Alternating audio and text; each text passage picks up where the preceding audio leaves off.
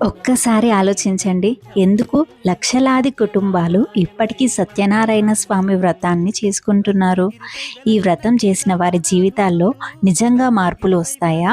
పేదవాడిని ధనవంతుడిగా, బాధలో ఉన్నవాడిని ప్రశాంతంగా మార్చే శక్తి ఈ వ్రతానికి ఉందా? ఇది సత్యం మీద నిర్మించబడిన ఒక దైవ మార్గం. నమస్కారం, మీరు చూస్తోంది ఆధ్యాత్మిక అన్వేషణ.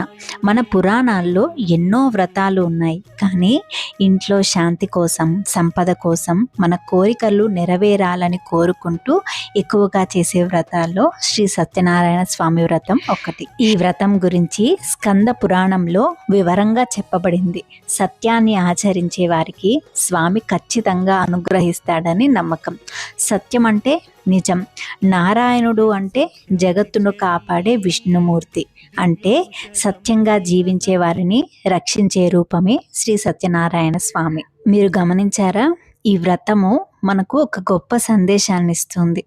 అబద్ధంతో వచ్చిన విజయం తాత్కాలికం, సత్యంతో వచ్చిన కష్టం కూడా చివరికి మనకు ఆశీర్వాదంగానే మారిపోతుంది అని. అందుకే ఈ వ్రతంలో సత్యానికి అంత ప్రాముఖ్యత ఉంది. ఎంతో శక్తివంతమైన ఆ కథలను మీరు వినాలి అంటే కింద కామెంట్ చేయండి. నెక్స్ట్ ఆ వీడియోని అప్లోడ్ చేస్తాను. మీకు మన ఛానల్లో అప్లోడ్ చేసే వీడియోస్ ఇన్ఫర్మేటివ్గా అనిపించి ఉంటే ఛానల్ని సబ్స్క్రైబ్ చేసుకోండి.